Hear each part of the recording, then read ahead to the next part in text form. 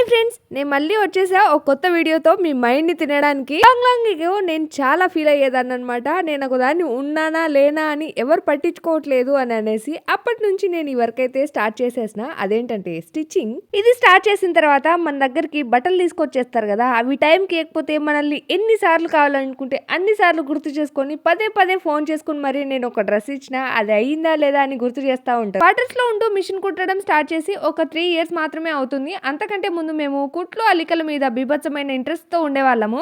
Marriage అయిన తర్వాత మేము ఫస్ట్ టైం క్వార్టర్స్ లో ఉన్నది కలకత్తాలో. అప్పుడు స్టార్ట్ అయింది ఈ కుట్లు అల్లికల ప్రోగ్రామ్ అనేది.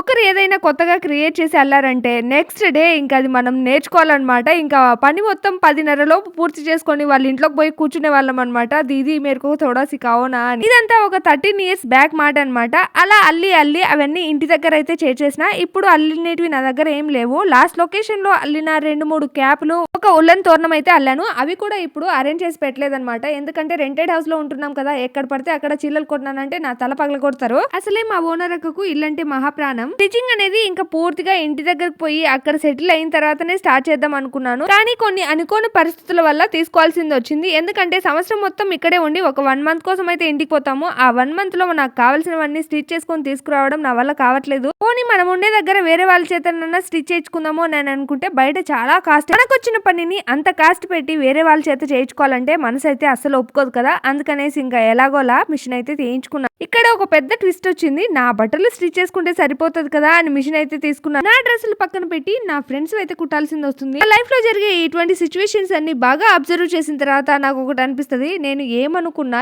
ఏం జరుగుతుంది, అసలు ఏం జరగబోతుంది అని. ఊకో అక్క ఏదో ఊరికే కుడుతున్నట్టు అంత ఫీల్ అవుతున్నావు అని అంటారా. ఊరికేం కాదు, అయినా కానీ నావి కూడా డిజైన్ చేసుకోవాలి కదా. మరి ఇలాంటప్పుడే కదా గుండెని రాయి చేసుకోవాల్సింది వస్తుంది. ఒక వీడియో నచ్చితే లైక్, షేర్, సబ్స్క్రైబ్. వీడియోలో అనిపించింది కామెంట్ చేయడం మర్చిపోకండి. బాయ్.